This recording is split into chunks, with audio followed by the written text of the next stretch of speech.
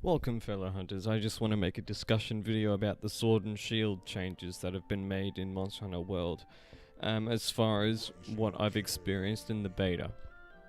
It is, my opinion on the weapon is to change, possibly, hopefully, because from what I have played in the beta, it is kind of an underwhelming weapon. You think, oh well, it's a short sword and a shield, it should be underwhelming.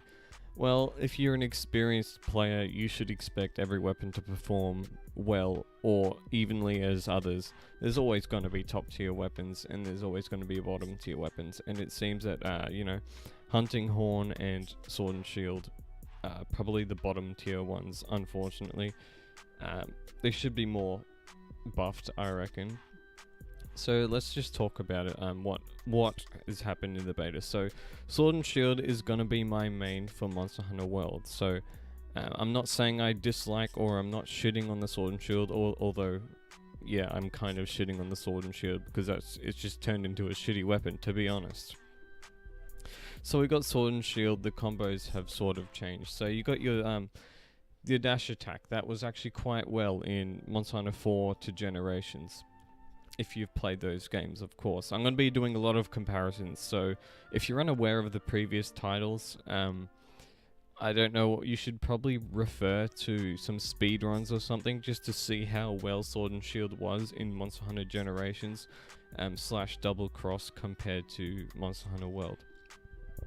Now, it is a very short blade, so it can be very, very hard to hit weak spots on monsters. That's one thing. So you need to be able to compensate for that sort of thing with damage. So it hits fast, so it works well with status and elements. But the thing is, I always consider this as a solo sort of game because I like to play solo and actually get good times as opposed to, hunting in a group and just destroying a monster within 5 minutes. It's just not fun to me that way. I like a bit of a challenge. So the thing is, I like to solo monsters. Okay, so we got Sword and Shield. So, I'd say Elemental's cool, but status isn't that good. Because, you got Poison. Poison doesn't really... It's not that effective later on in the game. In high rank, G rank, whenever that gets released. So we'll refer to high rank, I guess. So we got Sword and Shield that can apply a lot of elemental damage. So that seems to be the meat and potatoes of the Sword and Shield for this game, since they got rid of oils. So oils were another buff that you could add to the Sword and Shield as like an item. So it was another item exclusive to the Sword and Shield that gives it a buff. You can give your sword a KO effect. You can also give your sword a increased affinity. And you can get a ESP, which is a non-bounce, so you apply it and your weapon will not bounce on hard areas. Probably the least effective one. I always wished for an elemental oil, that would have been amazing.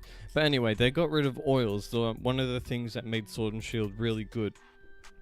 They decided to get rid of it. That actually made Sword and Shield really, really, really good, because you were able to KO monsters consistently. And as well as Hunter Arts, if you remember from Generations, that also was a great buff to Sword and Shield. So oils and Hunter Arts are the two things that really made Sword and Shield great. And now they took those things that made it great and sort of turned it into a really average weapon. The thing is, you're not going to be getting crazy amounts of DPS unless you're consistently hitting. A lot of weapons are considered burst damage, so you got Greatsword, you just do crazy amounts of damage in one single burst as opposed to constant DPS. And then you got Dual Swords that does constant DPS, you constantly attacking the monster. Now the thing is, you look at Dual Blades and Sword and Shield, obviously they're going to have the same sort of element, and Dual Blades hit faster, therefore they're going to apply more elemental damage. So immediately Dual Blades just completely outclass the Sword and Shield, and that's a problem. And you got Sword and Shield that can KO. It seems the thing I like about the new Sword and Shield is that it KOs much easier. You can a couple of shield combos you can KO the monster from what I see, and getting one KO is pretty good. So I like that change, that works out well. My biggest gripe with it is the removal of oils. That's one thing. And then there's the other thing, the dash attack, I feel is a bit... I don't know why they did this. And the dash attack was quite good. Before you were able to do a lunging overhead sort of slash. And you were really accurate with it, and I thought it worked very well. And now you sort of do a dash forward and do like an uppercut thing. And I feel this is a lot harder to aim for certain weak points on the monster. Especially if the head is up high, and that's another problem. So, for example, if you want to hit like the belly of a monster, say Diablos, you can't really do an overhead slash to hit the belly. This time you can accidentally hit the foot, which is a reduction in damage. So that's one thing to consider. I'm not a fan of the new dash attack, but it works okay, so I'm not too concerned with that. The leaping in the air attack is pretty cool. I do like the whole shield bash thing, where you don't have to mount the monster, and you also get the option to mount the monster with your sword, so that's a nice little option you get. Another thing is they got rid of the elemental damage on the shield, so the sword exclusively has the elemental or status that is applied to the weapon. That's another nerf. So I feel like the sword and shield got heavily nerfed for no damn reason. For a reason, I think it's just sort of to do with like the developers that, because you have there's two different developers of Monster Hunter. There's the ones that developed Generations, and then you got the ones that developed, Monster Hunter 4, and then this game. So I think they're sort of trying to just follow the traditional Monster Hunter. They're sort of trying to get rid of some new stuff and make it more quality of life. But the thing is, if you want to make the weapon more enjoyable, it's just got to do more damage simply, or else people are just going to avoid it and use other weapons. So it remains to be seen how well Sword and Shield is going to perform. I mean, using items while you got your weapon out isn't enough to sort of justify the Sword and Shield, because you can sheath it so quickly, it really doesn't matter. So that's just another thing to consider. So how it compares to other weapons is just, you know what? I think the Charge Blade is simply just a better alternative. Just the sword modes. It just does more damage, like seriously. It's unfortunate. I will be maining it through all the way to high rank, so I will be testing out all the different weapons. I'll be making all the Anjanath weapons, so I can't wait to try that out. I'll be pretty much making all the weapons for all the new monsters, and there's a bunch of new monsters, so I'm going to get my gameplay out of this game. But overall, Sword and Shield, it's going to take a lot of patience and practice to sort of become good with it and actually hit the monster properly, because I don't want to see it turn into a status weapon where you exclusively use it as a paralyzed weapon, and I do not want to see that, because it just defeats the purpose of just wanting to grab your weapon and go and hunt a monster. It's turned into a support weapon now. It used to be, in Generations, it was a top tier weapon.